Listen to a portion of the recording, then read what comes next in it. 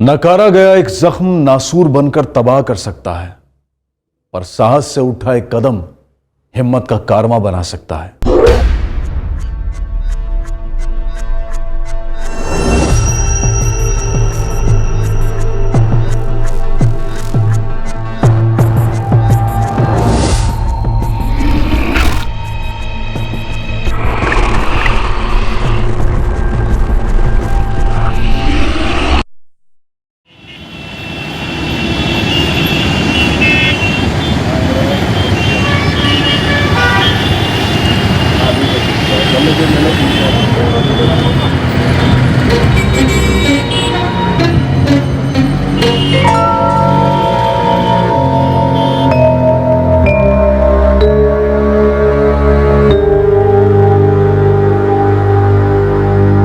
कुल मिलाकर 3 लाख कैश चोरी हुआ और कुछ जेवर भी गए।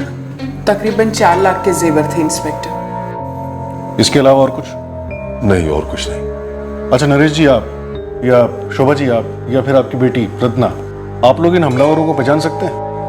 नहीं, एक तो अंधेरा बहुत था और चारों ने चेहरे भी ढके हुए थे।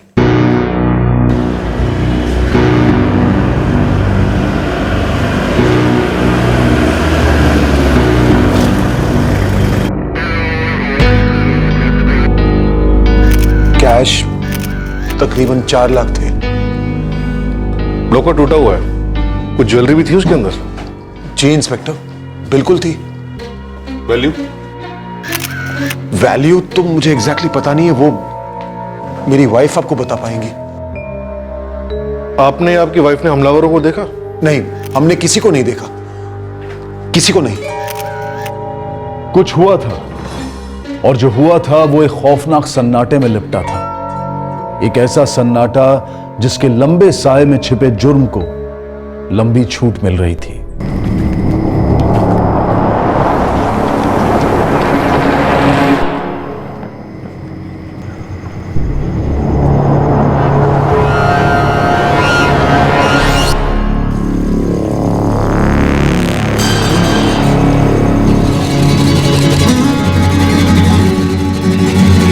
खबर की माहौल कैसा है? पहले जैसा। कोई भी पुलिस को हुलिया नहीं बता पा रहा है। पुलिस तुमको फिर फोन किया? हाँ। माने पुलिस को शक हो गया? किसी ने कुछ मुंह खोला क्या? नहीं, किसी को नहीं मालूम, किसी ने चेहरा नहीं देखा, कोई नहीं बोल रहा है। तुम टेंशन मत लो, सब ठीक है।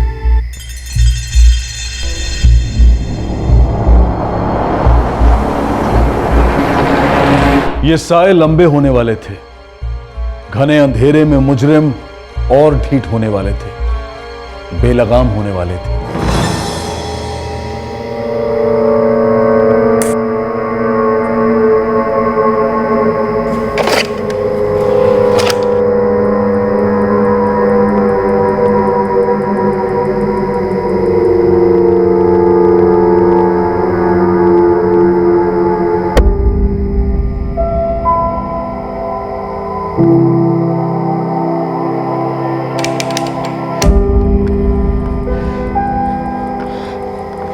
चल रहे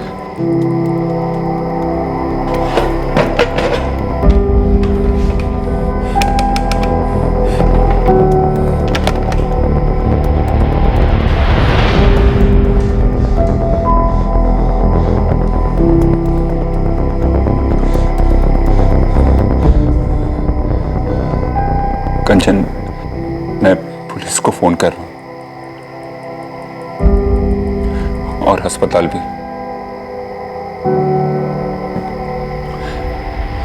हम उन्हें बताएंगे क्या हुआ, लेकिन इतना ही जितना बताने की जरूरत है। मैं ठीक कह रहा हूं ना? तुम समझ रही हो ना?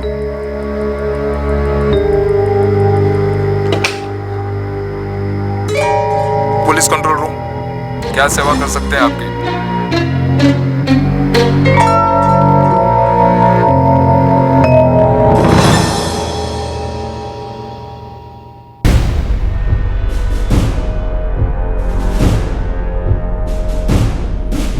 अजी सुनते हो?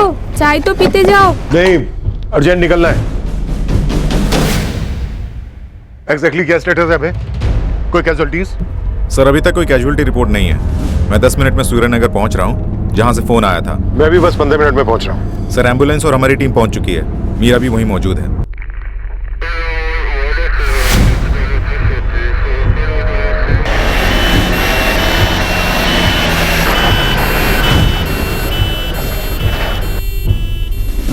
सब विक्टिम सीनियर सिटीजन है।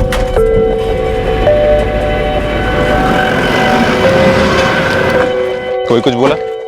क्या हुआ, कैसे हुआ? नहीं सर, शॉक में है। हमारी टीम घर को स्कैन कर रही है। अटैकर्स ने पूरे घर में उथल पुथल मचा के रख दिया है।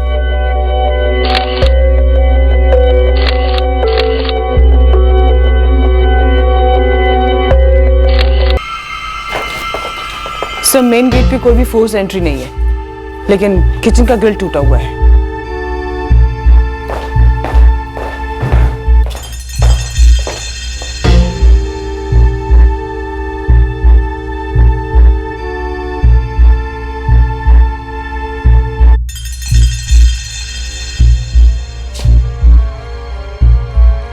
इतनी उथल पुथल और विक्टिम्स पर अटैक से ये किसी एक आदमी का काम नहीं लगता, ज्यादा है।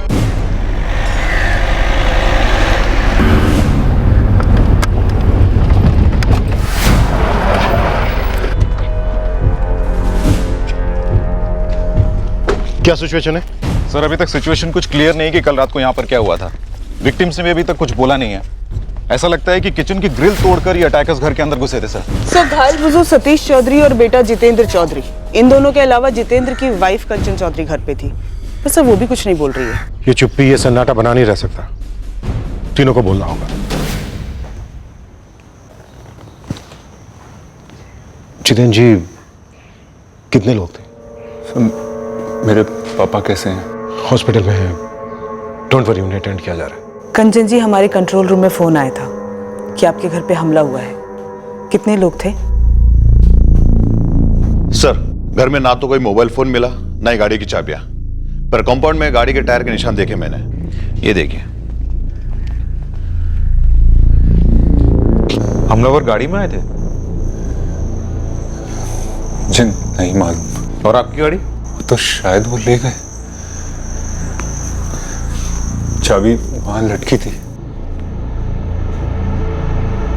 गाड़ी का नंबर दीजिए। अपने जोधपुर सिटी से बाहर निकलने के जितने एग्जिट पॉइंट्स हैं, सब पे नाकाबंदी लगा दो। व्हाइट सेडान, नंबर है RJ1457XA। सर, शायद 3 थे सर, श्योर नहीं बता सकता। एग्जैक्टली क्या हुआ? सर, मैं कंस्ट्रक्शन बिजनेस में हूँ। मेरा ऑफिस कांति रोड पे पड़ता है।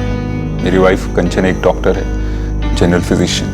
कंचन का क्लिनिक मेरे कंस्ट्रक्शन ऑफिस के पास ही, तो रोज की तरह मैंने उसे पिक किया और हम घर पहुंचे।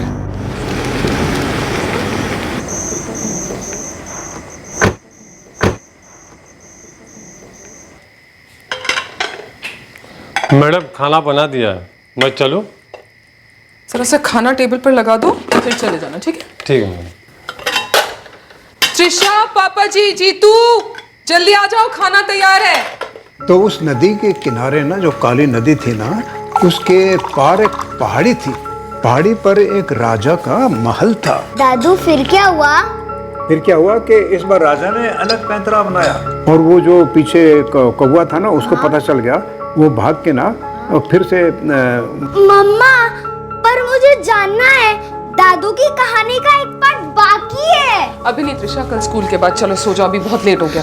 नहीं मम्मा, पर मुझे जानना है कि कौवा मामा के साथ हुआ क्या। त्रिशा, कल जान लेना ना, अभी चलो, गुड नाइट। नहीं पापा। हाँ बेटा। प्लीज आप मम्मा को समझाओ ना, मुझे जानना है कि कौवा मामा के साथ क्या हुआ। मिस त्रिशा चौधरी, कौवा मामा की कहानी अब हम कल सुनेंगे, क्योंकि अब हो गया आपके सोने का टाइम।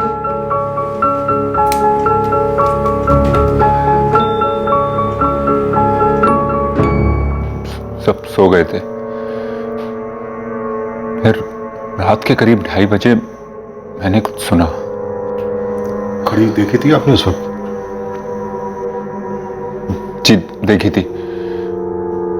मुझे किचन से कुछ गिरने की आवाज आई थी।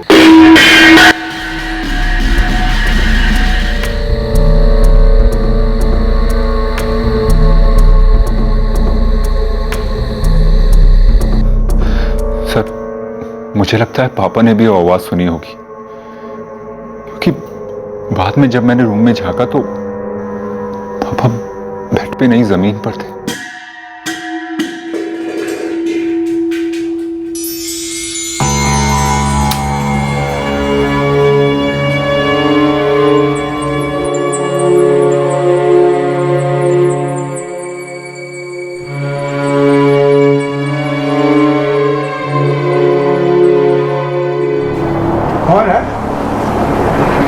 फिर वो चले गए, ये धमकी देते हुए कि अगर हमने कोई चालाकी की तो वो लौटकर हम सबको मार देंगे। त्रिशा ने अपनी मम्मी की चिल्लाने की आवाज सुनी थी। ये उठी, उसने देखा कि वो लोग कंचन के साथ झड़प रहे थे। बचाओ बचाओ बचाओ, छोड़ो मुझे।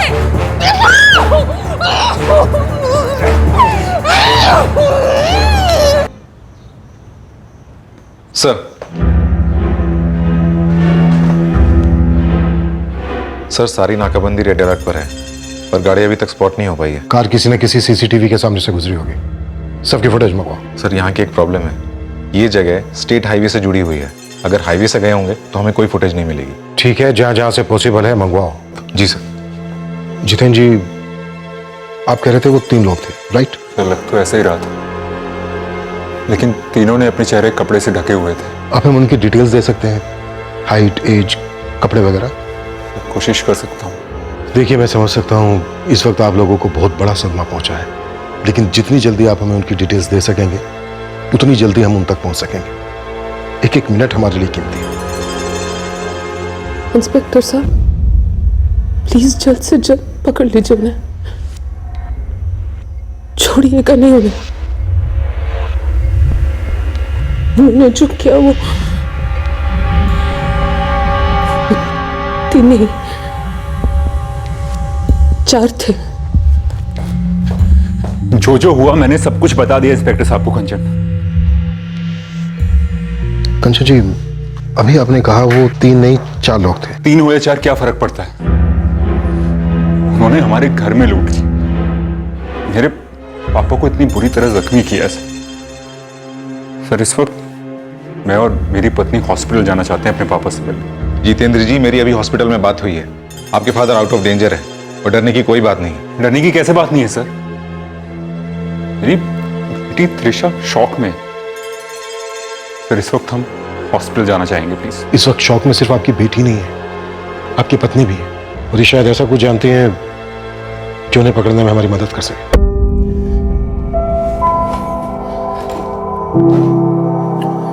मैं चाहती हूँ कि उन चारों को जल्द से जल्द पकड़ा जाए और ऐसी सजा दी जाए जो सबसे सख्त हो।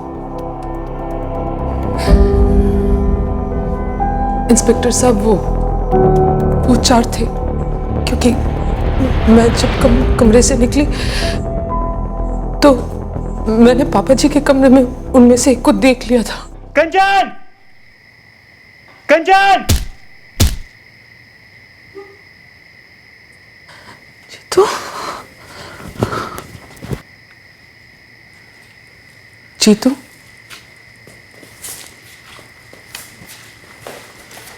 जीतू, पापा जी,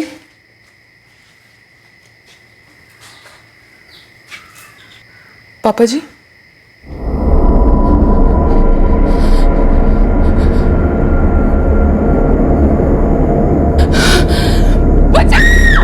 इंस्पेक्टर साहब, वो 4 थे। हाँ, और उन चारों ने मिलके मेरा रेप किया है।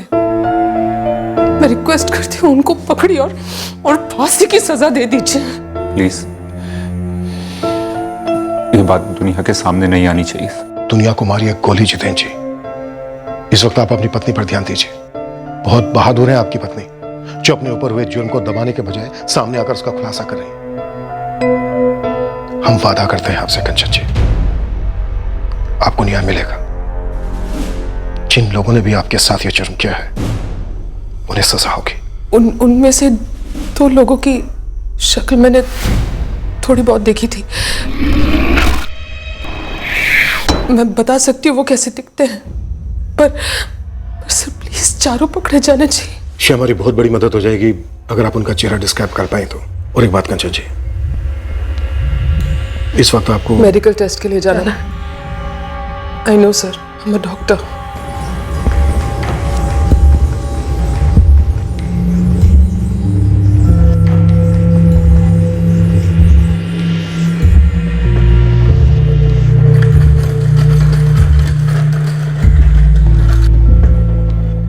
हुक्म सुनकर रोंगटे खड़े हो गए हैं।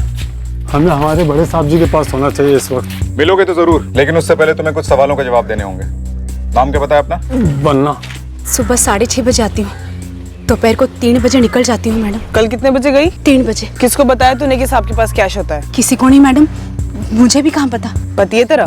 जी हाँ। क्या करता है? घर का काम करता है जी। ये बन्ना के साथ चक्कर है ना तेरा? नहीं नहीं मैडम। तूने किया या बन्ना के साथ मिलके किया? नहीं मैडम, मैंने। बन्ना ने किया? मुझे नहीं पता मैडम। चल फोन नंबर दे अपना।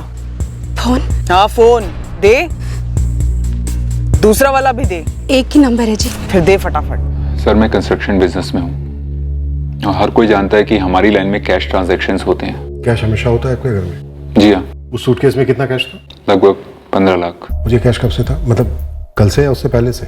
तकरीबन 1 हफ्ते से। किसी के साथ कोई दुश्मनी? ऐसा तो कोई दुश्मन नहीं जो ऐसा कुछ इतना कुछ कर जाए। ये जो आपका नौकर है बन्ना और नौकरानी रजनी, इनके साथ आपकी कोई अनबन, कोई शक? नहीं सर, काफी सालों से हमारे यहाँ काम करते हैं, उन पर तो कोई शक नहीं है। साहब मैं बड़े साहब जी की देखभाल करता हूँ, 6 साल से काम कर रहा हूँ। मैं ऐसा क्यों करूंगा साहब जी? पैसों के लिए? वो 4 लोग कौन थे? तेरे दोस्ते की किराए पर लाया था? मैं कभी ऐसा कर ही नहीं सकता। साहब लोग से पूछो, मैं कभी ऐसा कर सकता हूँ क्या? तेरे चेहरे पर लिखा तू नहीं कर सकता। नहीं साहब। तू सीधी तरह बोलेगा कि मार खा के मानेगा? नहीं साहब, मैं सच बता रहा हूं। आपका घर कॉलोनी के सबसे लास्ट में है और आपके घर के सामने सिर्फ खाली प्लॉट्स हैं।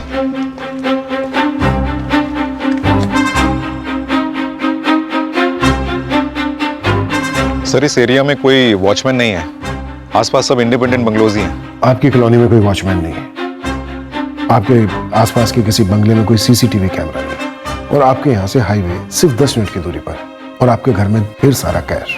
मुझे नहीं लगता किसी ने एवं ही चांस लिया होगा, बल्कि किसी गैंग का काम लगता है जिसने बहुत सोच समझकर पूरी प्लानिंग के साथ आपके घर को निशाना बनाया। अपनी याददाश्त पर थोड़ा सा जोर डालिए और हमें बताइए कि किसी के साथ आपकी कोई दुश्मनी जो ऐसा कर सकता हो। और याद रहे, उनका इरादा सिर्फ चोरी का नहीं था। तुम चेंज कर सकती हो कंचन, और तुम्हारे कपड़े पुलिस को देने होंगे इंस्पेक्शन के लिए। प्रोसीजर तो तुम जानती हो। आई एम सॉरी कंचन, तुम्हारे साथ ऐसा हुआ।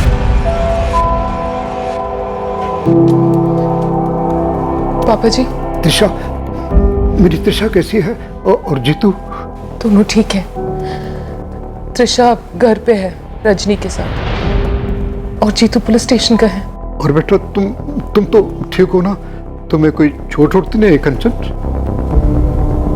नहीं पापा जी।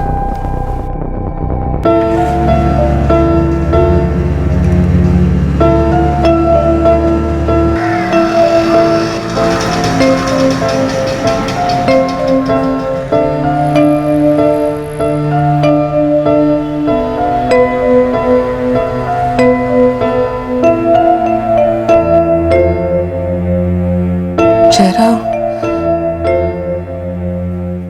वो थोड़ा रफ सा था, हल्की हल्की दाढ़ी थी उसकी।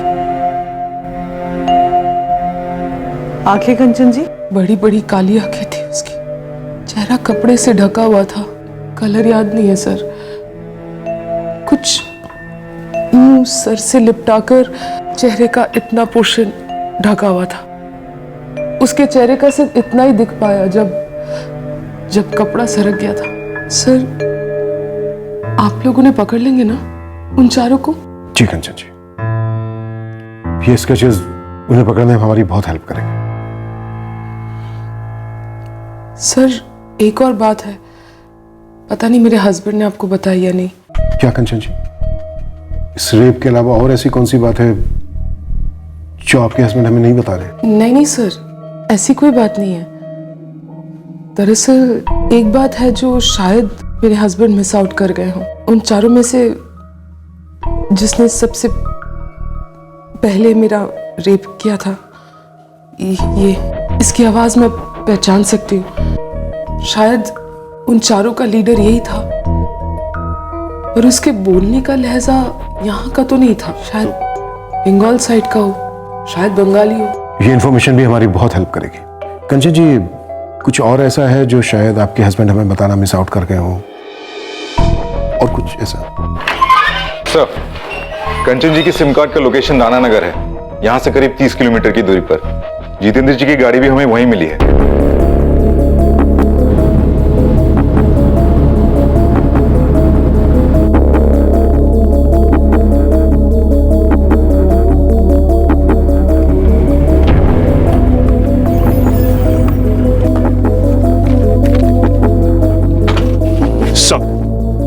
Sir, car as it is है। लगता है मुजरिम कार को छोड़ के भाग गए। ये उन चारों में से 2 के स्केचेस हैं। ये वाला बंगाली लहजे में बोलता है। सर, हमने राणा नगर के सरपंच को संदेशा भेजा है, वो गांव के लोगों को इकट्ठा कर रहे हैं। इन लोगों को पता था कि ये कार लेकर ज्यादा दूर नहीं भाग सकते, इसीलिए इन्होंने कार यहाँ पार्क कर दी और गाड़ी की चाबी छोड़ दी। कार के पास से 3 सिम कार्ड बरामद हुए। अबे, ये तीनों सिम कार्ड सतीश चौधरी, जितेंद्र चौधरी, कंचन चौधरी के हो सकते हैं। वो चारों काफी माहिर मालूम होते हैं। वो लोग जानते थे कि अगर वो सेल फोन्स और कार अपने साथ ले जाएंगे तो विक्टिम को हम तक पहुंचने में काफी वक्त लगेगा। Jagat. Yes sir. Forensic team बुलवाओ, कार की स्कैनिंग करवाओ। सबसे पहले फिंगरप्रिंट्स हिस्ट्री शीटर्स के साथ मैच करवाओ। Okay sir. मीरा, सर, तुम जगत के साथ गांव में जाके पता करो कि उन लोगों का गांव से कुछ लेना देना है या फिर कार ऐसे ही यहाँ छोड़कर चले गए। किसी भी विषय ये तो मैं मिलेगा।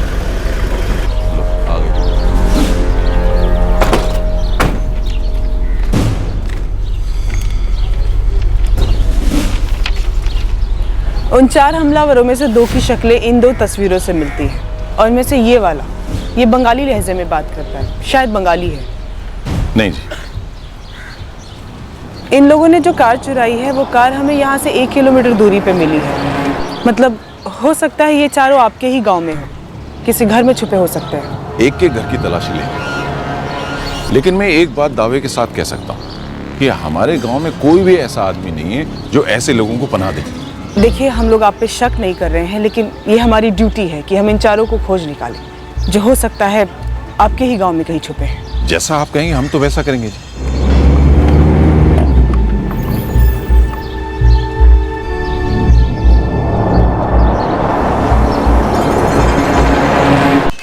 सर, तीनों सिम कार्ड्स विक्टिम्स के ही हैं। जितेंद्र चौधरी, सतीश चौधरी और डॉक्टर कंचन चौधरी।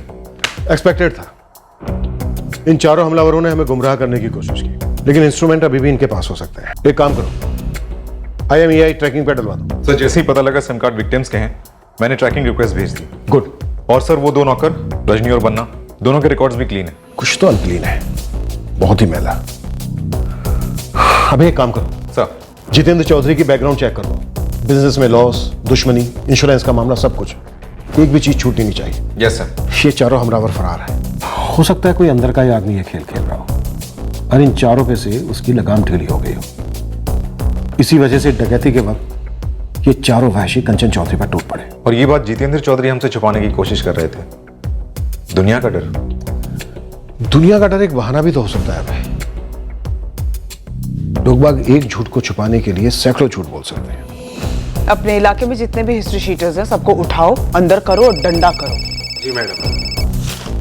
क्यों बे गोविंद, हमारा फोन नहीं उठा रहा है तू? लगता है तुझे उठाने का टाइम आ गया है। मुझे तेरे बहाने नहीं चाहिए, काम की खबर चाहिए। कल सुबह मुझे अपने अड्डे पे मिल, वरना तेरी खटिया खड़ी करूंगी मैं। जी ठीक है, ओके।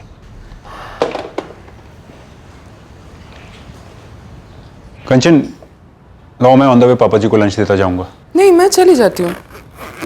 त्रिशा वैसे भी सुबह से पापा जी के साथ है, उनसे मिलना भी हो जाएगा और मैं वहीं से क्लिनिक निकल जाऊंगी।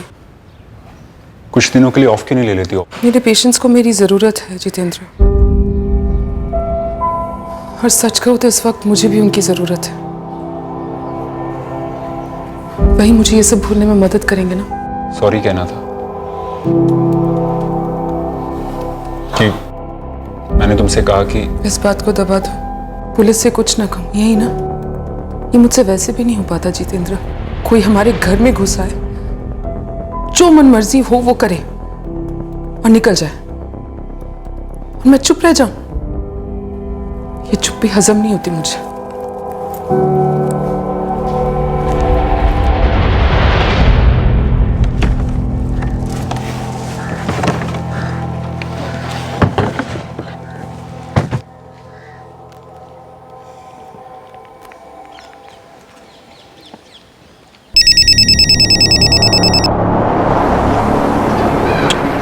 तेरे को बोला ना फोन नहीं करने का। अरे तेरे मतलब की बात है इसलिए फोन कर रही हूँ। अरे जल्दी बोल, मेरे को फोन बंद करना है। इन्फॉर्मेशन आया है, मामला जो है थोड़ा गड़बड़ा गया है। रेडार में हो, रेडार से बाहर निकलो, गर्मी बहुत है। तुमको डायरेक्ट इन्फॉर्मेशन आया है? तो क्या सपने में आया है? अब चलो रखती हूँ मैं, मुझे भी ये फोन बंद करना है। अंडरग्राउंड होने का टाइम आ गया, निकलना होगा। क्यों, तुमको कोई खबर मिला है क्या? तुम ना ज्यादा सवाल मत पूछो, निकलना होगा ना तो अभी निकलना होगा। अरे दादा कुछ तो बोलो, क्या पता चला है तुमको? पुलिस ढूंढ रही है हमें बारात लेकर। दादा खबर पक्की है। सुनो रे, सब अलग अलग रास्ता में जाएगा, सबका मोबाइल फोन बंद रहेगा, कोई कभी चालू नहीं करेगा, रास्ता में कोई किसी से बात नहीं करेगा, समझा? ठीक है चलो सामान बांधो, चलो। कौन किसे संदेश भेज रहा था? वो कौन लोग थे जो इन चारों को एक संगीन जुर्म के बाद भागने में मदद कर रहे थे? ऐसा लग रहा था कि इन चारों बेलगाम क्रिमिनल्स का कोई कोऑर्डिनेटर था, कोई कठपुतलीकार।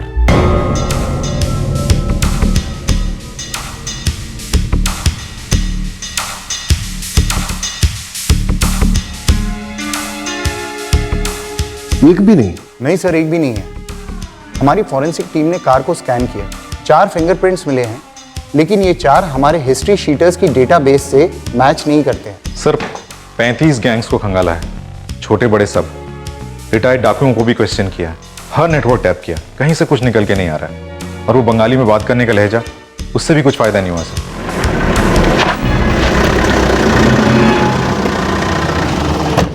पूरा जोधपुर, जैसलमेर, बाड़मेर और जयपुर सब जगह घूमा, पर इनको कोई नहीं जानता। बंगाली लहजा था, वो भी पता लगाया। यहाँ पास ही की बस्ती में काफी लोग बंगाली है, उनसे भी पूछा, पर कोई नहीं जानता इन्हें। लूटपाट हुई है, मारपीट हुई है, गैंग रेप हुआ है, किसी ने तो किया होगा, कोई तो होगा। जितेंद्र की बैकग्राउंड से कुछ निकला? एक्चुअली नो सर, चक्कर ने जैसा कुछ भी सामने नहीं आ रहा है। और ये चारों भी सामने नहीं आ रहे? इसका मतलब ये नहीं है कि ये चारों है नहीं हमें? सर आउट ऑफ स्टेट की गैंग हो सकती है, या खास इस काम के लिए लाए गए हों बंगाल से। शायद 3 थे सर, श्योर नहीं बता सकता। 3 नहीं 4 थे।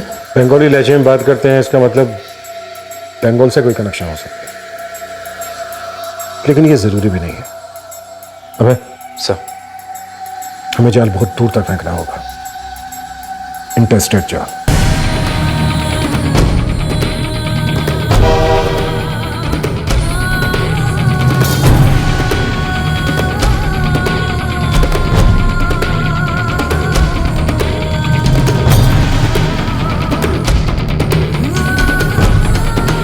दो सस्पेक्ट के स्केचेस और चारों के डिटेल्स के साथ एक इंटरस्टेट सर्च ऑपरेशन लॉन्च किया गया। देश के अलग अलग राज्यों के हिस्ट्री शीटर्स से और जेल्स में पूछताछ हुई। हर स्टेट के क्राइम डेटाबेस को बारीकी से खंगाला गया।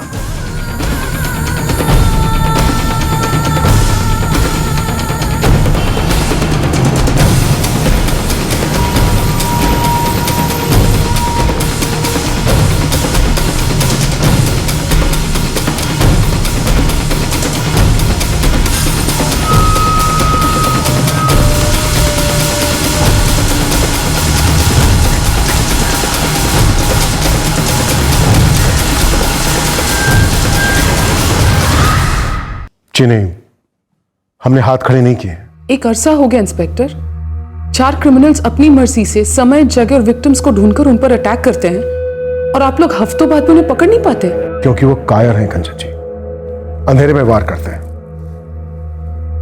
लेकिन मैंने वादा किया है आपसे, अगर वो दुनिया के सबसे अंधेरे कोने में भी होंगे ना, तो घसीट कर लाएंगे उन्हें। आपको न्याय मिलेगा कंचन जी।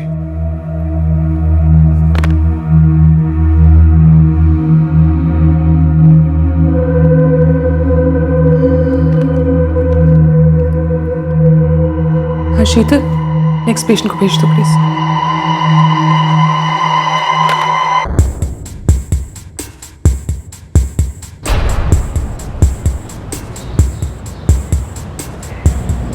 कई दूसरे केसेस के कारण हमसे छूट गया होगा, लेकिन आपका जो ये सूर्यनगर जोधपुर वाला जो एक केस है, 1 महीना हो गया सुधीर, 4 सस्पेक्ट हैं, लेकिन एक भी लीड नहीं मिली। लीड तो नहीं कहूंगा, लेकिन हमारे फरीदाबाद में भी ठीक ऐसे ही एक केस हुआ था, आपके केस से तकरीबन 4 महीने पहले। सुन रहा हूं, कनेक्शन बताइए। वो मैं आपके केस की डिटेल्स पढ़ रहा था।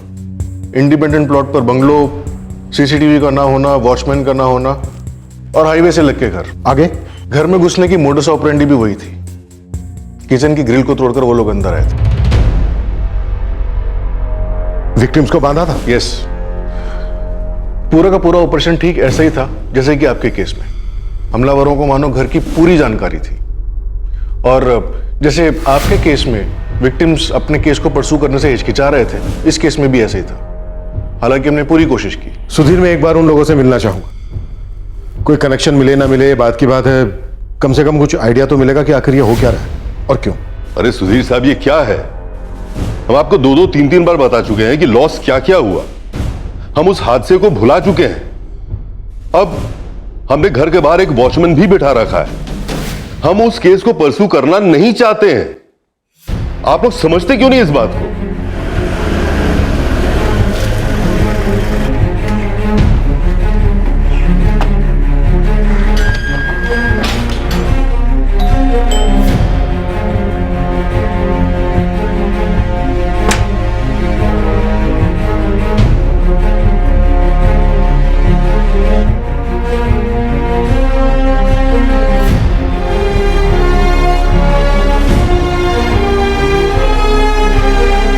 आप केस परस्यू करना चाहते हैं, नहीं, सवाल ये नहीं है। फैक्ट ये है कि क्राइम हुआ है, आपके घर पर हमला हुआ है और हमलावर अभी भी आजादी से घूम रहे हैं। नरेश जी, हमारे जोधपुर में भी जिस घर पर हमला हुआ है वो हमलावर भी अभी तक पकड़े नहीं गए। देखिए नरेश जी, हमें इन दोनों केसेस में काफी समानताएं दिख रही हैं। हमें लग रहा है कि शायद ये किसी एक ही गैंग का काम। हम बस उन्हें पकड़ना चाहते हैं, उन्हें उनकी सही जगह पर पहुंचाना चाहते हैं, ताकि कल को वो किसी दूसरे घर को अपना निशाना ना बना सके।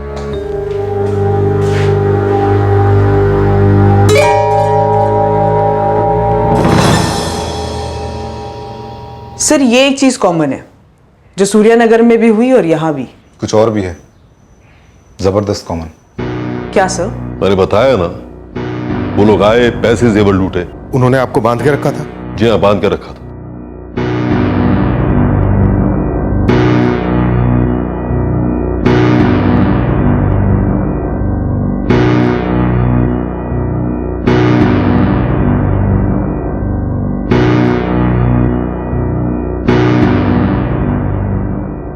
हाँ, हमें कुछ पता नहीं चला कौन आया था अंदर, कैसे आया। बस बेडरूम में घुसे, हम पर वार किया, हम बेहोश हुए, सब कुछ लूट ले गए। हमला करने से पहले उनकी आपसे कोई बात हुई थी? कैश कहाँ, ऐसा कुछ पूछा था उन्होंने? हाँ, पूछा था। बंगाली लहजा था पूछने वाले का। हाँ, उनका स्टाइल तो था वैसे बात करने का। ये बात आपने हमें क्यों नहीं बताई नरेश जी? उस समय उस टेंशन में छूट गया होगा दिमाग से। आपने उनके चेहरे इतने नजदीक से देखे थे कि उनके चेहरों की डिटेल्स हमें बता सकें? नहीं जी, अंधेरा इतना था, बस उन्होंने लूटा और भाग लिए। सर, इन सारे केसेस में एक बात और कॉमन है। ये हमलावर इनकी भी गाड़ी लेकर भाग गए थे, जो यहाँ से तकरीबन 10 किलोमीटर दूर उन्होंने छोड़ी और उसके बाद निकल गए। देखिए ना नरेश जी, हमारे जोधपुर में जो केस हुआ और आपके केस में कितनी सारी बातें सामने आ रही हैं कॉमन। नरेश जी, कुछ और ऐसा है जो आपके दिमाग से छूट गया हो, जो आपने सुधीर को ना बताया हो? नहीं तो मुझे समझ में नहीं आ रहा कि आप लोग चाहते क्या आखिर। उस रात जब आपके घर पे अटैक हुआ, घर में कौन कौन था? बस हम ही थे, मैं, शुभा और हमारी बेटी रत्ना। रत्ना का अपना बेडरूम है? नहीं नरेश जी, शुभा जी, उस रात उन दरिंदों ने रत्ना को बांध के रखा था उसके कमरे में, है ना?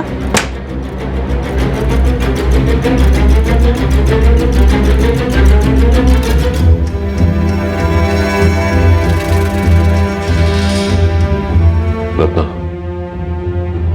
मेरा तुम अंदर जाओ। नहीं पापा, एक मिनट।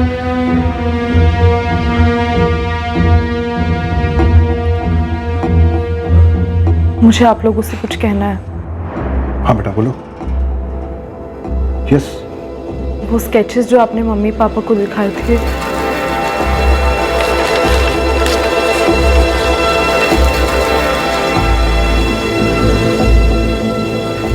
उनमें से एक ये है। बेटा श्योर? जी सर, मैंने इसे देखा था। उस रात से आज तक 9 महीने हर रात इसका चेहरा मेरी आंखों के सामने आता है और मैं कांपने लगती हूँ। इसमें इसने टॉवल जैसा कुछ पहना है, लेकिन मैंने इसे ठीक से देखा था। मैं आपको इसके चेहरे की, बाल वगैरह की प्रॉपर डिटेल्स दे सकती हूँ।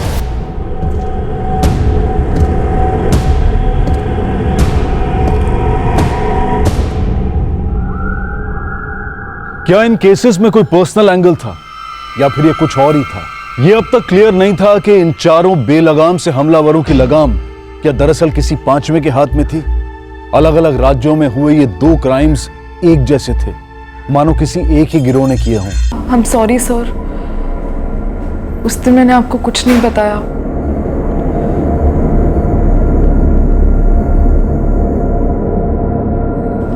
मुझसे कुछ पूछा ही नहीं क्या था। सर वो लोग 4 लोग थे और उन लोगों ने मेरे साथ, सर मैं उन्हें उतना ही दुख देना चाहती हूँ जितना उन्होंने, इससे 100 गुना ज्यादा शायद। सर मैं नींद में थी और वो लोग 4 थे। अगर 1 या 2 होते तो मैं कुछ करती, नुकसान पहुंचाने की कोशिश करती और शायद ये सब ना होने देती। रत्ना बेटा, इस हादसे को भूलने की कोशिश करो। और जहां तक बात है दर्द की, कानून उन्हें दर्द देगा, ऐसा दर्द देगा कि सालों तक भुगतेंगे वो से। डरपोक लोग हैं, वो डर रहे हैं तुमसे, हमसे। डर के मारे तुम दबाकर भाग रहे हैं, लेकिन कहां तक भागेंगे, कहां तक छिपेंगे? पकड़े जाएंगे। आई प्रॉमिस यू बेटा, हम उन्हें उनकी सही जगह पर पहुंचा कर रहेंगे। तुमने ये सारी बातें बताकर अपने सीने का बोझ हल्का कर लिया है। अब वो बुज़दिल कभी तुम्हें सपनों में दिखाई नहीं देंगे। बेटा एक रिक्वेस्ट है, क्या तुम हमारे स्केच आर्टिस्ट को उन लोगों के चेहरे की डिटेल्स देने में हमारी मदद करोगे?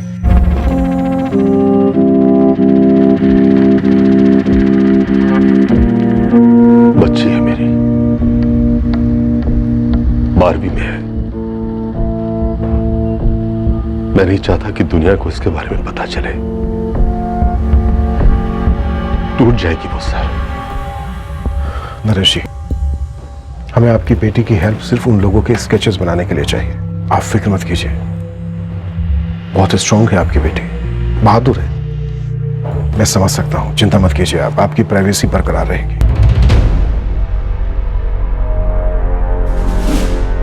सर इतनी सारी कॉमन बातों के बाद भी एक बात और है जो इन दोनों केसेस में कॉमन है। नरेश जी, डॉक्टर नरेश अग्रवाल।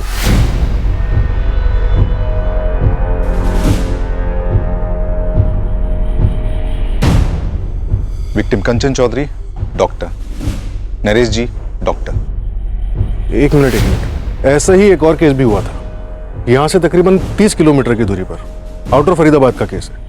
इस केस के होने से ऑलमोस्ट 2 महीने पहले का केस था। वो केस क्या है? वहां भी एक फैमिली है, जैन फैमिली, डॉक्टर विकास जैन।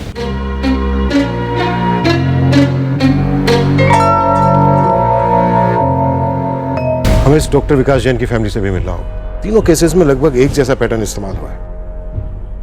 कोई पर्सनल एंगल हो सकता है। ये महज इत्तेफाक नहीं हो सकता कि तीनों डॉक्टर के घर हैं और तीनों पर अटैक होता है।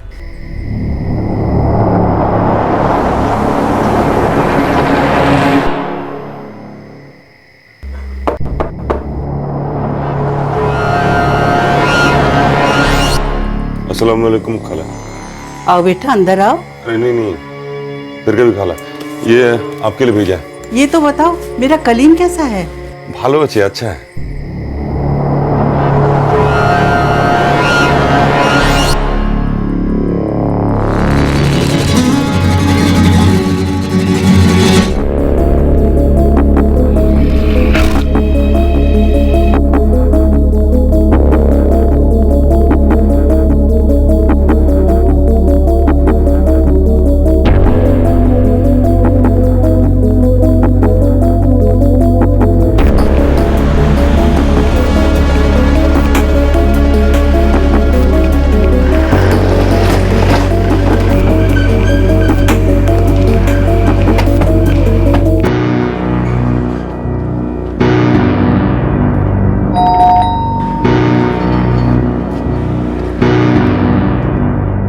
अब क्या बताऊं आपको? सब कुछ तो बता चुका हूं इन्हें मैं। अब मेरे पास आप लोगों को बताने के लिए और कुछ नया नहीं है।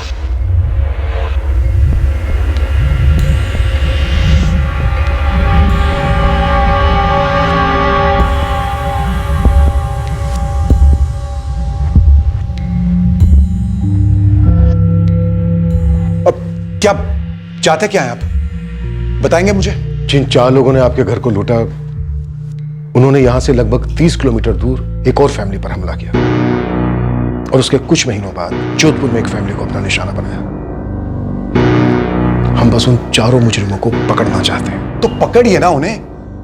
बार बार मुझसे वही वही सवाल क्यों पूछ रहे हैं आप? क्योंकि बार बार वही वही सवाल करने के बावजूद हमें हमारे सवालों के सही सही जवाब नहीं मिल रहे। जो हुआ वो सही सही बताया मैंने आपको। उन लोगों ने हमें बांध दिया और हमारे घर को लूटा, कैश ले गए और मेरी कार भी ले गए। जो हमें आपके घर के 5 किलोमीटर दूर मिली, इसमें चाबी लगी हुई थी और आपके घर के सारे मोबाइल्स के सिम कार्ड्स आपकी गाड़ी में ही थे। आपको मेरी कार और सिम कार्ड्स मिले, और क्या? और क्या पूछना चाहते हैं आप?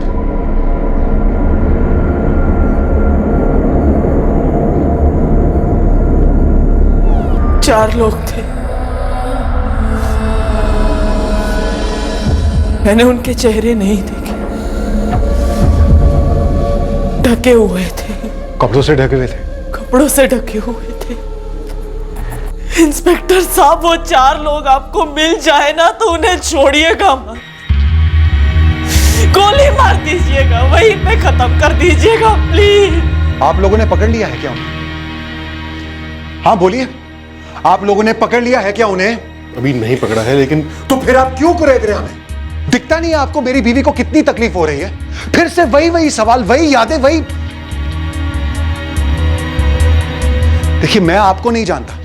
पहले ये आए, इन्होंने हमसे 1000 सवाल किए, सिर्फ सवाल किए, फिर कुछ नहीं हुआ।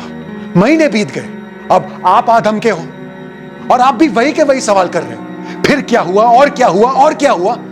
ये सवाल करने से वो फरार पकड़े जाएंगे क्या? वो जंगली कुत्ते तो अभी भी आराम से घूम रहे होंगे ना? क्यों?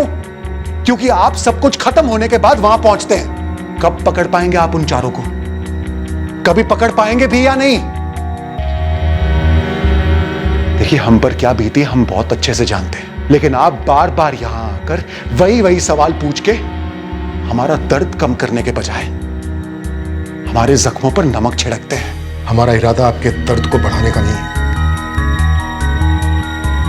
बल्कि जिन लोगों ने आपके साथ इतना बड़ा जुर्म किया है उन्हें उनकी सही जगह पर पहुंचाने का। तो पहुंचाइए ना, पीटिए उन्हें, घसीट घसीट के ले जाइए और फांसी के फंदे पर लटका दीजिए उन्हें। हमारे अलावा और 2 घर लूटे हैं ना उन्होंने। क्यों लूटे? क्योंकि इन्होंने अपना काम ठीक से नहीं किया, इन्होंने उन लोगों को सही वक्त पर खत्म नहीं किया, और अब आप भी अपना काम ठीक से नहीं कर पा रहे। तो पता नहीं वो लोग किसके घर में अपना कांड फिर से कर रहे होंगे। कभी कभी तो सोचता हूं कि हमें पुलिस की जरूरत ही क्या है। देखिए डॉक्टर साहब, हम इन तीनों अटैक्स को मैच कर रहे हैं और मैच करने से कई सारी चीजें ऐसी हैं जो इन तीनों अटैक्स में सेम सामने आ रही हैं। आप फरीदाबाद के ही डॉक्टर नरेश अग्रवाल को जानते हैं? मैं किसी नरेश अग्रवाल को नहीं जानता। जोधपुर की डॉक्टर कंचन चौधरी? नहीं। डॉक्टर नरेश अग्रवाल ऑर्थोपेडिक और डॉक्टर कंचन चौधरी जनरल फिजिशियन है। तो मैं एक न्यूरोलॉजिस्ट हूं, मेरा उनसे कोई ताल्लुक नहीं है। हाँ, लेकिन आपके किसी पेशेंट का कोई ताल्लुक हो सकता है। हो सकता है आपने अपने किसी पेशेंट को डॉक्टर चौधरी या डॉक्टर अग्रवाल को रेफर किया हो, या उन्होंने अपने किसी पेशेंट को आपको रेफर किया हो। मैंने कहा ना, मैं किसी नरेश अग्रवाल या कंचन चौधरी को नहीं जानता हूं। अब आप लोग हमें अकेला छोड़ेंगे भी या नहीं? देखिए, मैं मानता हूं आपका गुस्सा जस्टिफाइड है। बहुत बड़ा जुर्म हुआ है आपके साथ, और वो लोग अभी तक खुला घूम रहे हैं। वो पकड़े जाने चाहिए थे। कहीं ना कहीं गलती है हमारी। गलती है आपकी, मानते हैं आप। ये बोलने से आप बच नहीं सकते इंस्पेक्टर। आप और वो सारे पुलिस वाले जो मुजरिमों को नहीं पकड़ पाते, you all are responsible. Yes, we are responsible. लेकिन हम अपनी रिस्पॉन्सिबिलिटी पूरी करेंगे। जिन्होंने इतना बड़ा गुनाह किया है वो पकड़े जाएंगे, उनको उनकी सही जगह पर पहुंचाया जाएगा। I promise you doctor Jain. एक रिक्वेस्ट है आपसे, आपके क्लिनिक में और आप जिन जिन हॉस्पिटल में विजिट करते हैं, वहां पर जितने भी आपके पेशेंट हैं, उनकी एक लिस्ट बनाइए। और खास करके आपके वो पेशेंट जिनसे आपका कभी कोई झगड़ा हुआ हो, या उनका आपसे कोई झगड़ा हुआ हो, ट्रीटमेंट को लेकर, फीस को लेकर, या किसी भी बात को लेकर, please. Doctor Naresh Agarwal orthopaedic Faridabad, और डॉक्टर विकास जैन न्यूरोलॉजिस्ट हैं, ये भी फरीदाबाद बेस्ड है। मुझे तो ऐसा कुछ याद नहीं है कि डॉक्टर नरेश और डॉक्टर विकास से कभी मिली हूँ। हाँ, लेकिन हमारे मेडिकल कॉन्फ्रेंसेस होते रहते हैं, वहाँ पे बहुत सारे लोग मिल जाते हैं। बट इन दोनों के बारे में स्पेसिफिकली ऐसा कुछ याद नहीं है। कंचन जी, आप एक काम कीजिए, आपके जितने भी पेशेंट हैं सबकी एक लिस्ट बनाइए। खास करके वो लोग जिनका आपके साथ कोई द्वेष, गुस्सा या आपसे कोई दुश्मनी रही। दुश्मनी? पेशेंट की मुझसे दुश्मनी? कभी ट्रीटमेंट को लेके या फीस को लेके, किसी भी पेशेंट से कोई अनबन या झगड़ा कुछ भी हो? ऐसा कुछ है तो नहीं। फिर भी डॉक्टर, अच्छा होगा आप अपनी याददाश्त पर जोर डालें और एक लिस्ट बनाएं अपने नए पुराने सभी पेशेंट्स की।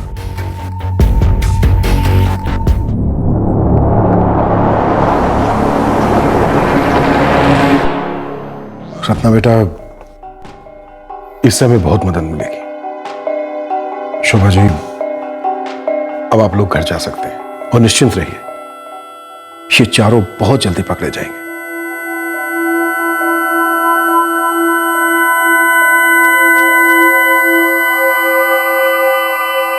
सुधीर, अब हम जोधपुर लौटेंगे, नया ऑपरेशन लॉन्च करेंगे। तुम यहां पर करना। राइट। इंटरस्टेट ढूंढना होगा। एक बार बस ये हाथ में आ जाए, बाकी के 3 भी हाथ में आ जाएंगे। डॉक्टर्स के पेशेंट्स की लिस्ट भी आ जाए तो हम उन्हें भी मैच करेंगे। वैसे मुझे इन सारे अटैक्स में कोई पैटर्न जरूर लग रहा है। बिल्कुल, पैटर्न एक ही है, इसमें कोई शक नहीं।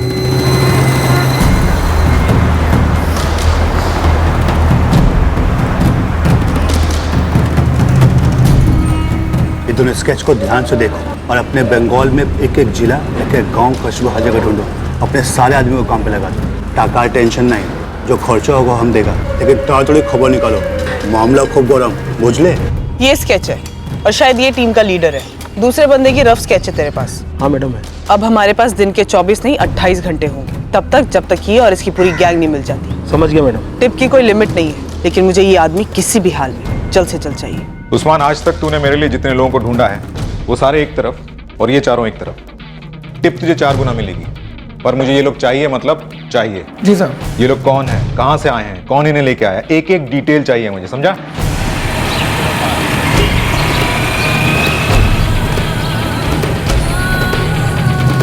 गिरोह के एक सदस्य के पक्के स्केच के आधार पर बड़े पैमाने पर इंटरस्टेट सर्च ऑपरेशन दोबारा से लॉन्च हुआ। खबरियों का हर नेटवर्क ओवरटाइम कर रहा था।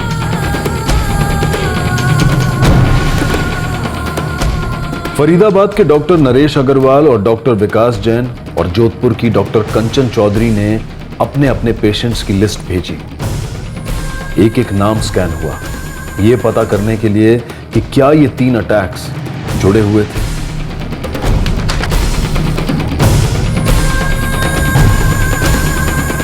ये तीनों डॉक्टर्स जिस जिस हॉस्पिटल में कंसल्टेंसी करते थे, वहां पुलिस ने पूछताछ की, ये पता लगाने के लिए कि क्या इन तीनों डॉक्टर्स में कोई कनेक्शन था।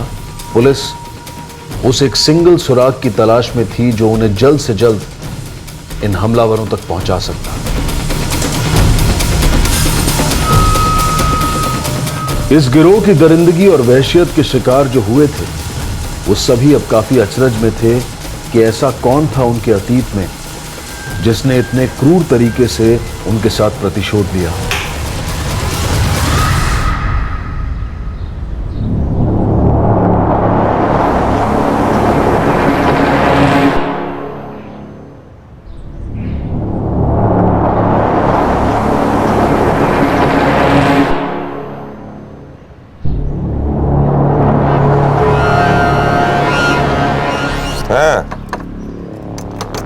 पैकेट अम्मी तुम्हारा अम्मी के दीदी सी, बाकी सबके घर में भी दे दिया है। हाँ, अब जल्दी बोलो मामला कैसा है, अभी गर्म है क्या? 3 घरों में डकैती और गैंगरेप करने वाला 4 लोगों का यह गिरोह पुलिस के शिकंजे से फिलहाल बहुत दूर था। पेशेंट्स वाला एंगल जो पुलिस टटोल रही थी वो उन्हें कोई ब्रेक थ्रू नहीं दे रहा था। और फिर एक ऐसी खबर आई जिससे मौजूदा माहौल में और उलझन पैदा हो गई। जी हाँ, कल ही रोहतक से खबर आई। मैं डॉक्टर धीरजपुरी से मिलकर भी आया।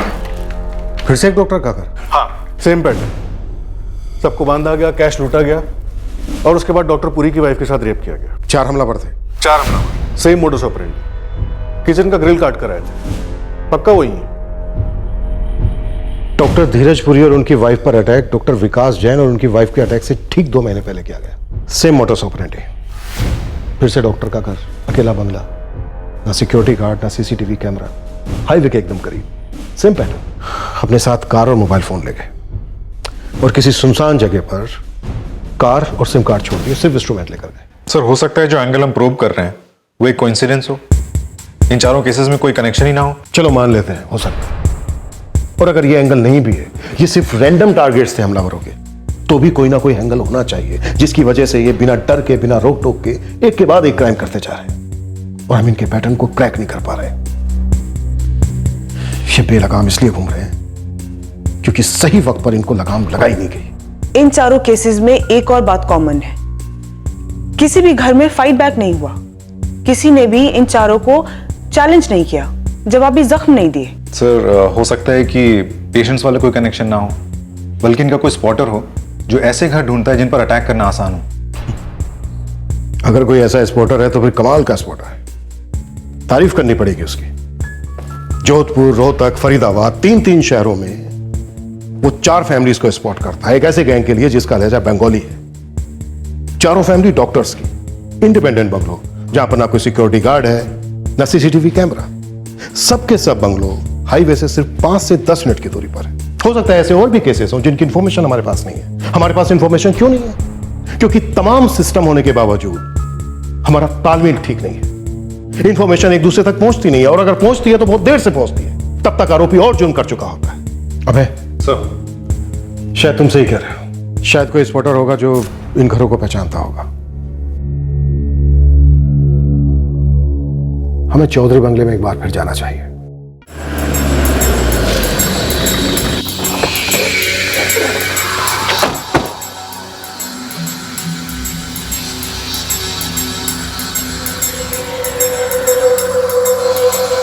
ये घर टारगेट करना आसान है, अलग है। तो पहले तो यहाँ पर सिक्योरिटी भी नहीं थी। सर, ये जितेंद्र चौधरी कंस्ट्रक्शन लाइन में काम करता है और उसकी वाइफ डॉक्टर है। सर, कोई भी अंदाजा लगा सकता है घर पे कैश और ज्वेलरी मिल सकती है। कैश और ज्वेलरी के अलावा ये चारों हवस मिटाने के लिए भी जुर्म करते हैं। एक भी घर ऐसा नहीं है जहाँ गैंगरेप ना हुआ हो। You are right. यही समझ में नहीं आ रहा है कि चोर आखिर चाहते क्या थे, रेप या फिर लूट। अजीब सी बात है, हमारे खबरी नेटवर्क ने भी 0 रिजल्ट्स दिए हैं। सर, ये लोकल हिस्ट्री शीटर्स के साथ भी कोई कनेक्शन नहीं बन पाया है। बंगाली लहजे में बातें करते हैं, ये भी तो हो सकते हैं चारों बंगाल से हों। सर, वेस्ट बंगाल की पुलिस भी अभी तक कोई ठोस सबूत नहीं भेज पाई है। तो फिर कौन हो सकते हैं ये? और इन शहरों में इनका क्या कॉन्टैक्ट नेटवर्क है जो एक जैसे विक्टिम्स को आइडेंटिफाई करता हो?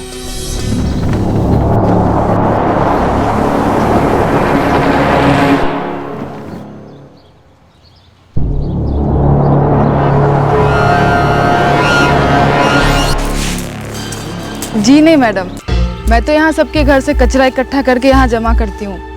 इतना समय ही कहाँ होता है कि कहीं और देखूं। मैं तुमसे पूछ रही हूँ कि कभी तुमने किसी को देखा घरों में झांकते हुए या पूछताछ करते हुए? जी, मैं तो अपने कामों में ही लगी रहती हूँ, इतना टेम ही कहाँ होता कि यहाँ वहाँ देख सकूँ। ये जितेंद्र चौधरी के घर में जो कांड हुआ है उसके बारे में तो तुझे पता होगा? पता चला मैडम जी, लेकिन हुआ क्या ये नहीं जानती। बहुत सारी पुलिस की गाड़ियाँ आई थी, देखा मैंने, लेकिन इन लोगों के घर में क्या होता है हम जैसे लोगों को कहाँ पता होता है। नाम क्या है तेरा? यास्मीन जाफरी। कहाँ रहती है? वो चंदन बाग के पीछे वाली बस्ती में।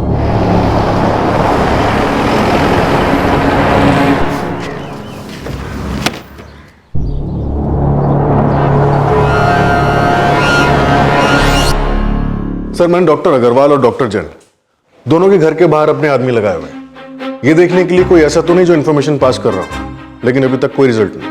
अपनी सर्च कंटिन्यू रखो सुधीर, एक भी और क्राइम होना नहीं चाहिए। बाद में हमें ऐसा नहीं लगना चाहिए कि हम इसे रोक सकते थे। सही कह रहे हैं सर, चारों क्राइम सीन से चुराए गए फोन्स की IMEI ट्रैकिंग चल रही है सर। वो तो महीनों से चल रही है हमें, बस हर 2-3 हफ्तों में कुछ फोन ऐड हो जाते हैं, लेकिन एक भी फोन स्विच ऑन नहीं हुआ। हो सकता है सर अभी तक बेचा ही ना हो। लेकिन क्यों नहीं बेचा? ये लोग 8-10 मोबाइल का कर क्या रहे होंगे? मैडम, हम पूरा ट्राई कर रहा है, एक भी दिन नहीं गया स्केच लेके घूमे बिना, लेकिन पता ही नहीं लग पा रहा ये आदमी और दूसरा जिसका स्केच है ये बंगाल के किस कोने से निकले हैं। बिहार? वहाँ भी बंगाल के कुछ लोग रहते हैं और बंगाली लहजे में बात करते हैं। हम उधर भी 4 आदमी लगाए मैडम फील्डिंग के लिए, लेकिन अभी तक तो कोई खबर नहीं आया है। खबर आती है आपको फोन करेंगे।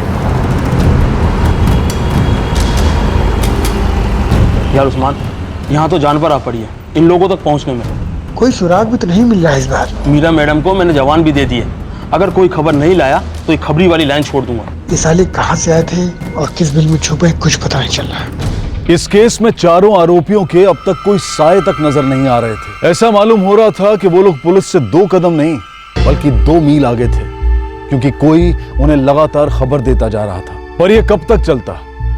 हर बेलगाम घोड़े की लगाम एक दिन कसती ही है।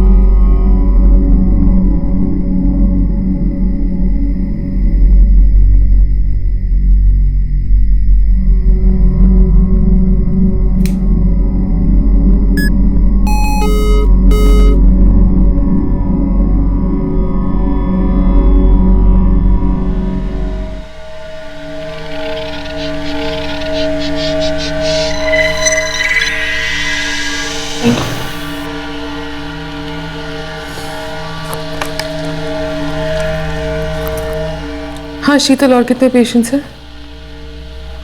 अच्छा, 2 मिनट बाद भेज देना ना।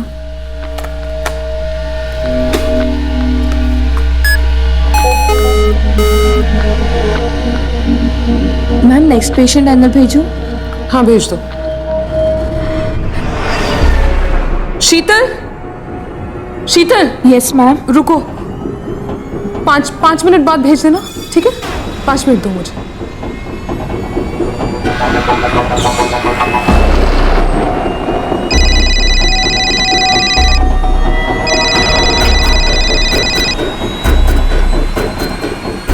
हेलो कंचन जी।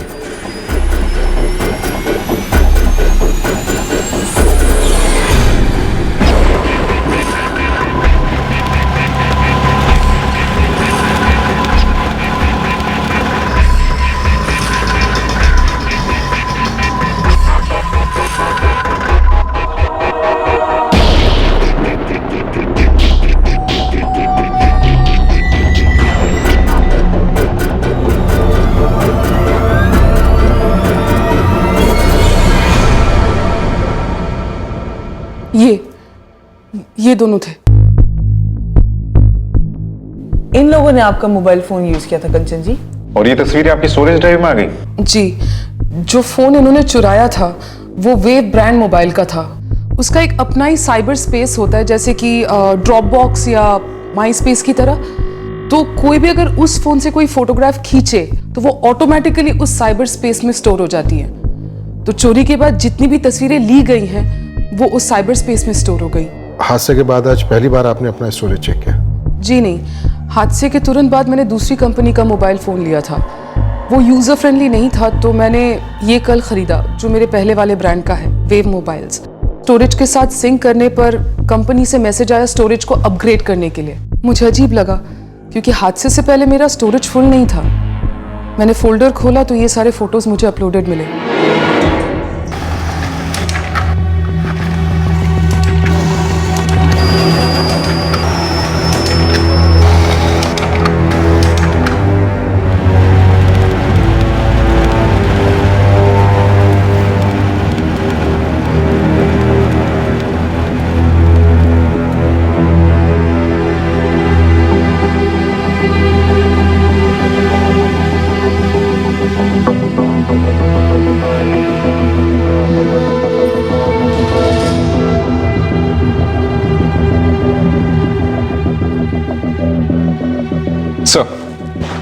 सर्वेलेंस टीम 100% श्योर है, जब से कंचन चौधरी का फोन चोरी हुआ है स्विच ऑफ ही रहा है। मतलब इन हमलावरों ने बिना सिम कार्ड डाले ही फोटोज खींची है।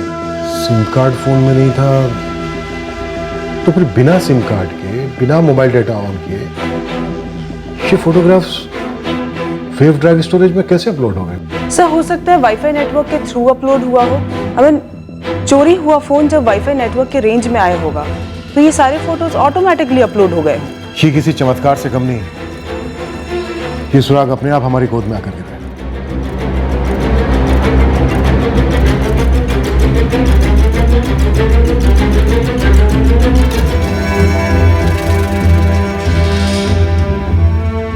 तो ये है गिरोह की चाबी।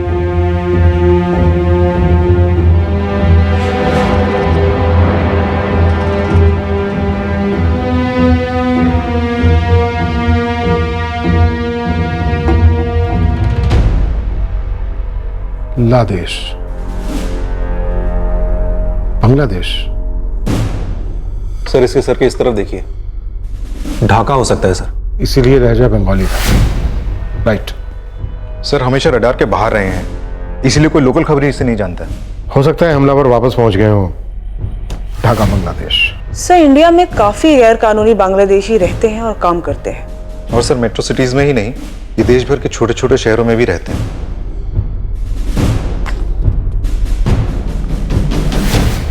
सर मेनली ये लोग कंस्ट्रक्शन साइट पे काम करते हैं। अब हमारे पास इन चारों की शक्लें हैं, इनका ठिकाना मालूम है। बस अब हमें स्ट्राइक करना है, फास्ट और स्ट्राइक।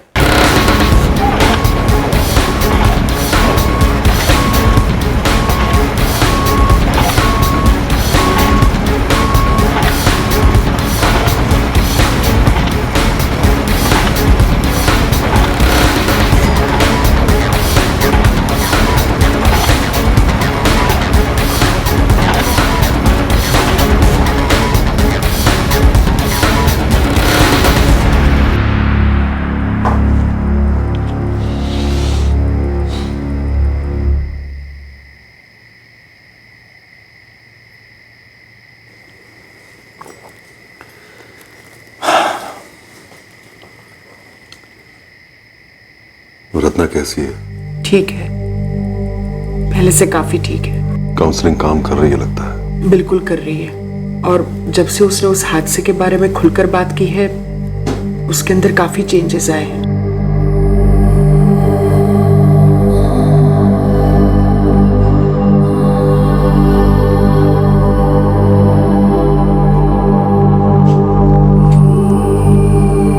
क्राइम ब्रांच से फोन था, उन्हें पता चल गया है कि हमलावर कौन थे।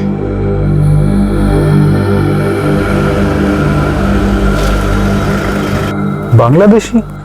फोटोग्राफ्स को ठीक से जूम करके देखने के बाद ढाका मालूम हो रहा है।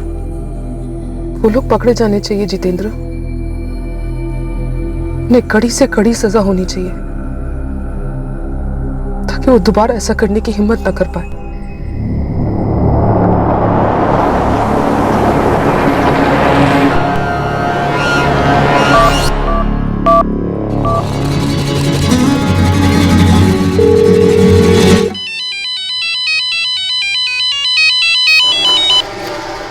हेलो हेलो, कौन बोल रहे हैं? तुम पुलिस से खबरी हो? हाँ। कुछ बताना है तुम्हें। हाँ तो बोलो। तुम आज एक कंस्ट्रक्शन साइट पर आए थे और 4 लोगों की फोटो दिखाई थी। हाँ गया था। ये चारों कंस्ट्रक्शन साइट में काम करने वाले एक आदमी के घर में रहे हैं। काम नहीं कर रहे थे पर रहे थे वहाँ। मैंने खुद देखा है उन्हें वहाँ। नाम चाहिए। और किस आदमी के घर? वो भी था आज वहाँ पर। उसने फोटो देखा लेकिन पहचानने से साफ इनकार कर दिया। नाम बताओ। आबिद अंसारी। और आपका?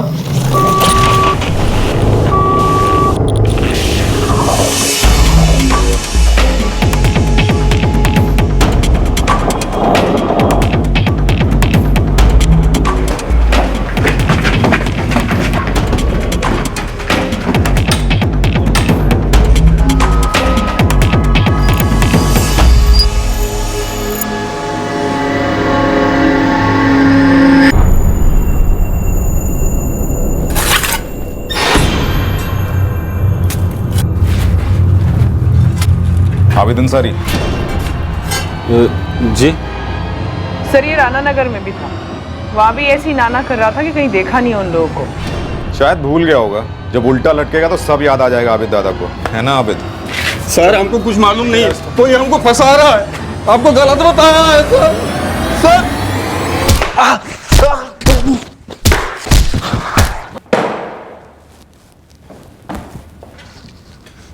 तू भी ढाका से? मालिक हम मेहनत मजदूरी करने इधर आया है, कोई गलत काम नहीं किया। गलत तरीके से इंडिया में घुसा है, ये भी कोई कम गलत काम नहीं है। चल बेटा तेरे से तो बाद में निपटूंगा। ये बोल ये चारों का है? नाम बोल चारों के।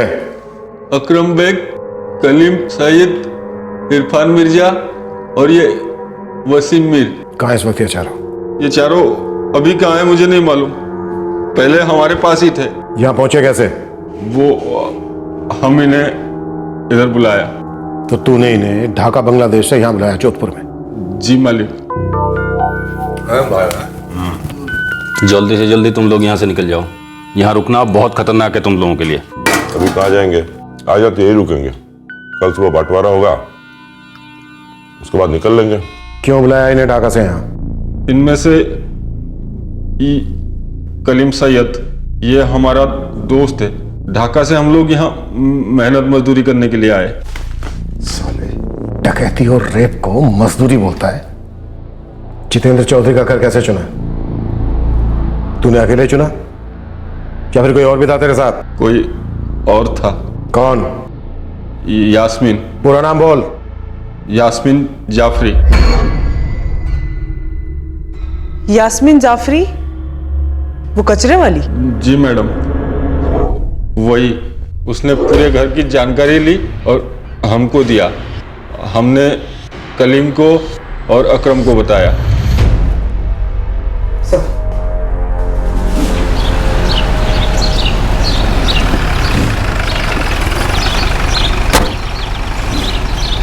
यास्मीन? रोहतक, फरीदाबाद, वहां पर लूटने के लिए घर किसने ढूंढे? और तेरे ये चारों साथी कलीम, इरफान, वसीम, अकरम कैसे पहुंचे वहां? वहां हमारा एक आदमी है, जुनैद। पूरा नाम? जुनैद शेख। Mobile number? वो हमारे मोबाइल में होगा। ये ले, निकाल नंबर।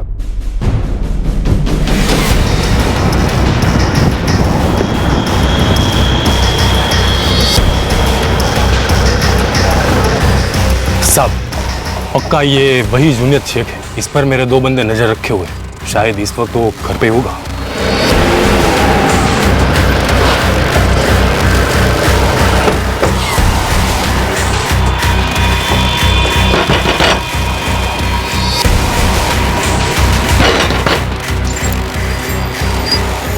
जी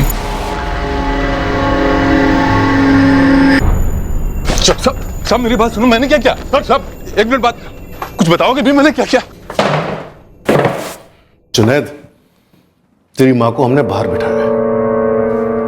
अब अगर तूने मेरे सवालों का जवाब नहीं दिया ना तो तेरी माँ से पूछने पड़ेंगे और वो जरूर बोलेंगे। समझ गया ना तू? बता, अकरम बेग, कलीम सैयद, इरफान मिर्जा और वसीम मीर इस वक्त कहाँ हैं? बोल। सर मेरी आदमी को कुछ मत करिए, उनको छोड़ दीजिए, मैं सब बताऊं। चल शुरू हो जा। फरीदाबाद और रोहतक दोनों जगह मैंने ही घर ढूंढे थे उनके लिए। अबे पहले ये बता, इस वक्त वो लोग कहाँ हैं? इरफान और वसीम लखनऊ में। अकरम और कलीम के बारे में उन्हीं को पता होगा। लखनऊ में कहाँ? पता और नंबर। होगा जल्दी।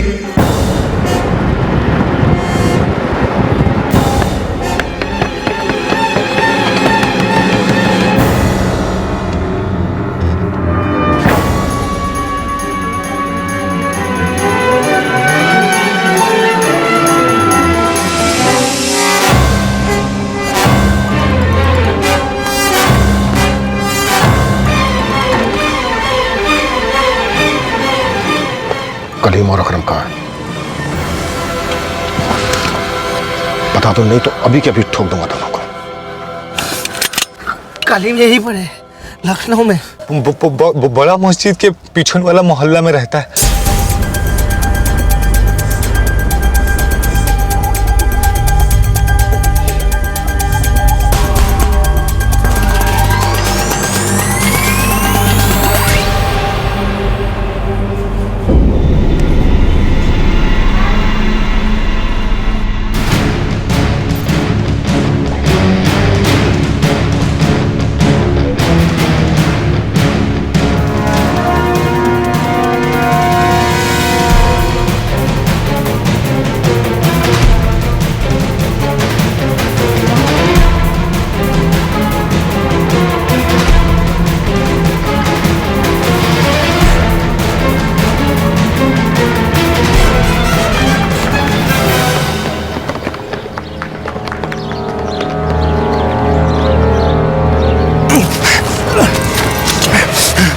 देख कलीम, तू यहाँ पर वैसे भी गैर कानूनी ढंग से रह रहा है। मैंने तुझे यहाँ पर ठोक भी दिया ना, तो कुत्ता पूछने नहीं आएगा यहाँ पर।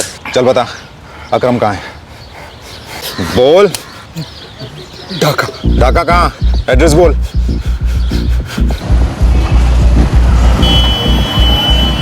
सर, उन 4 में से 3 हमारी कस्टडी में हैं। उनके हेल्पर्स भी, जो घर ढूंढने में उनकी मदद करते थे। लेकिन उनका लीडर अकरम बेग, वो अभी तक हमारे हाथ नहीं लगा है। इंफॉर्मेशन है हमारे पास कि इस वक्त वो ढाका में है। एड्रेस है हमारे पास।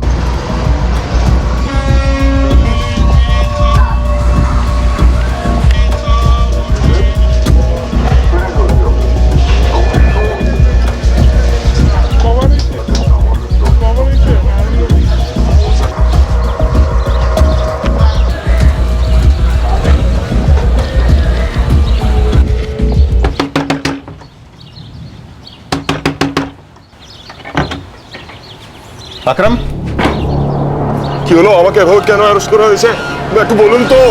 ওই যে তোর বন্ধুরা আছে না, ওয়াসিম, ইরফান আর কলিম, ওদেরকে ইন্ডিয়াতে অ্যারেস্ট করা হয়েছে। এখন তোকে এখান থেকে পাঠানো হবে। আর তোরা যে কি কাজ করিস আমরা সব জানি। इस गिरोह ने जो 4 घर लूटे थे और 4 गैंग रेप किए थे, उनमें कोई पर्सनल एंगल शामिल नहीं था। चारों परिवार डॉक्टर्स वाले होना वाकई में महज एक इत्तेफाक था। चारों घर सिर्फ इसलिए निशाना बनाए गए थे क्योंकि वहां से भाग निकलना आसान होता, और उन घरों में इस गिरोह का विरोध करने वाला कोई नहीं था। साथ ही ये गिरोह इसलिए भी कामयाब हो पाया था क्योंकि उन्हें लोकल लोगों का सपोर्ट मिला था, जिन्हें लूट का हिस्सा दिया गया था। ये चारों बांग्लादेशी युवक इंडिया में अवैध प्रवासी थे, नौकरी की तलाश में आए हुए, जिन्हें जुर्म का रास्ता पैसा कमाने का सबसे आसान तरीका लगा, और अपनी हवस की घिनौनी प्यास बुझाने का भी। तो बस जो भी घर उन्हें आसान लगा अटैक करने के लिए, वहां उन्होंने हमला कर दिया। जी। इसका मतलब हम लोगों से इनका कोई कनेक्शन नहीं था, और बाकी के अटैक से भी कोई कनेक्शन नहीं? जी नहीं, आप लोगों में और उनके बीच कोई कनेक्शन नहीं है। पहले रोहतक में, फिर यहां फरीदाबाद में 2 बार, और फिर जोधपुर में। हर जगह घर लूटे, और उसके बाद वहां पहले उन्होंने हर जगह लूटपाट की, और फिर उसके बाद वही घिनौना जुर्म किया। अब मुझे कॉलेज के लिए लेट हो रहा है, संभल कर जाना। डॉक्टर नरेश, हम मानते हैं कि हमें उन्हें बहुत पहले पकड़ लेना चाहिए था, लेकिन उनमें से 3 अब हमारी कस्टडी में और 1 बांग्लादेश में, जिसके एक्सट्रेडिशन के लिए हम लोग पूरी कोशिश कर रहे हैं। इंटरनेशनल कानूनी मामला है, थोड़ा टाइम लग सकता है, लेकिन हम उसे इंडिया लाकर ही रहेंगे।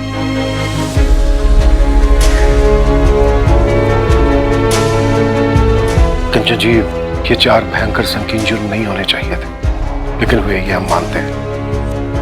लेकिन अब हम ऐसी तगड़ी चार्जशीट फाइल करेंगे इनके खिलाफ कि इन्हें कड़ी से कड़ी सजा हो। सब उम्मीद यही है। ये सब इसलिए हो पाया क्योंकि सबसे पहले आपने सामने आके अपनी चुप्पी तोड़ी, अपने लिए इंसाफ मांगा। Thank you ma'am.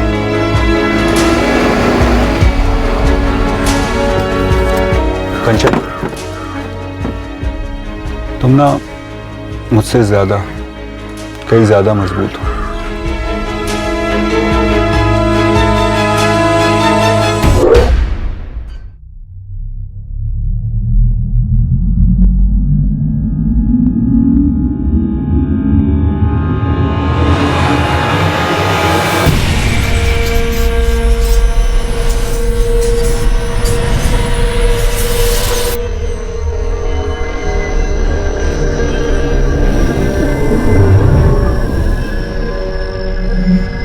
खौफनाक और विकृत जुर्म का यह सिलसिला तो पुलिस ने खत्म कर दिया, पर क्या इस तरह के जुर्म पूरी तरह से रोके जा सकते हैं?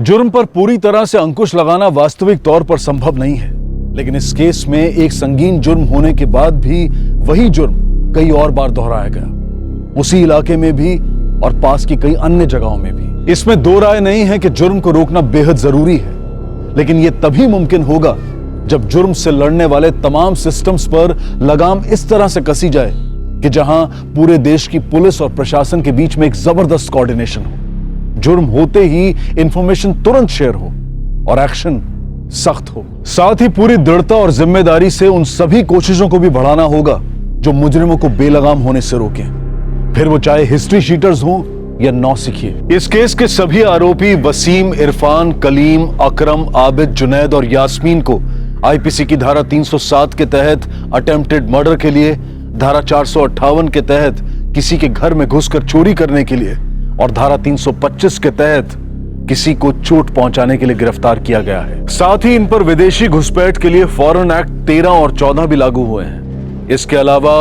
वसीम, इरफान, कलीम और अकरम पर आईपीसी की धारा 376D के तहत गैंगरेप और धारा 497 के तहत अडल्ट्री के चार्जेस भी लगाए गए हैं। फिर मुलाकात होगी अगले एपिसोड में एक और चौंका देने वाले केस के साथ।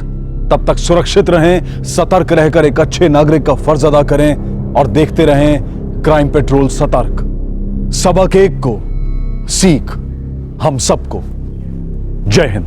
इस तरह के और भी एपिसोड देखने के लिए हमारे चैनल को सब्सक्राइब करें और बेल आइकन दबाना ना भूलें।